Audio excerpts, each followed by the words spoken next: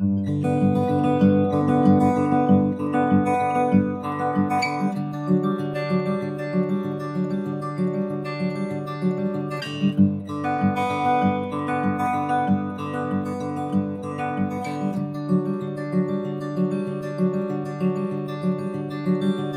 didn't really realize I was a ginger. I didn't make it part of my identity until one of my best friends started calling me Ginge as a nickname. I was kind of in denial about it. I come from a family of Sicilian redheads, and I always had blonde hair as a kid and then kind of like dark auburn hair as a teenager, but when I got to my 20s my hair started getting very light and gingery, and that's when people started calling me a ginger.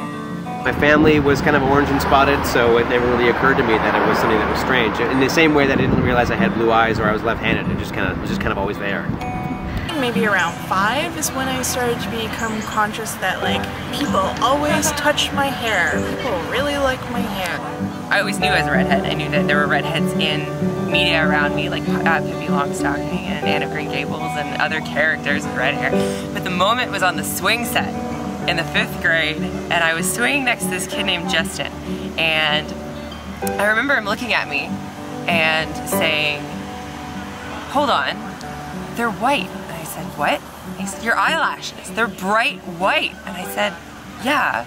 And he was like, "But how?" I've got an older brother who's a ginger too, so I kind of always knew it, and it wasn't really weird for me because until you're, I guess, in kindergarten or something, you're not really made known that you look different than anyone else, right? Like, it's just your family looks this way, so that's what you expect everyone to look like.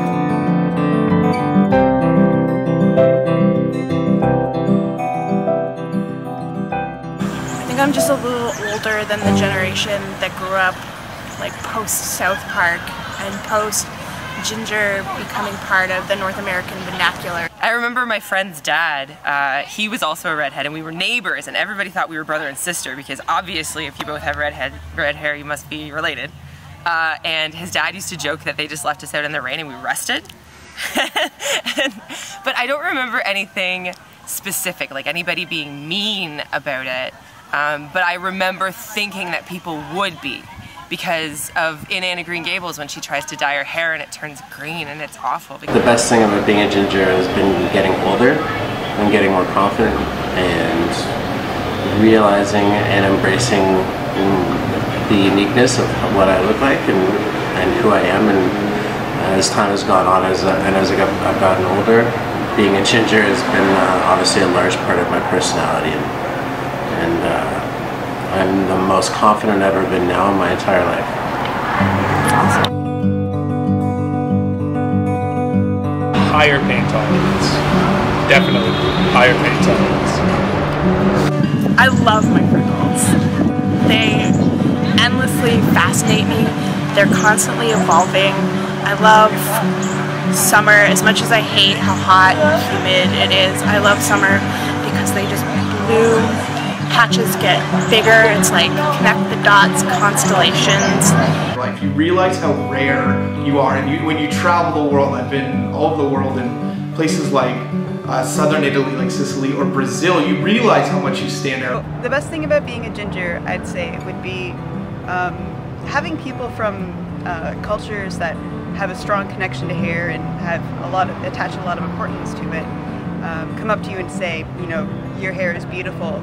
Just as it is, you know, it's a part of you. You should love it and embrace it. The best thing about being a redhead, especially now as I'm an adult, is that there just isn't that many. I feel more unique and more able to be myself specifically because of it. How unique it is. It's the rarest hair color in the world, and even my dog is ginger.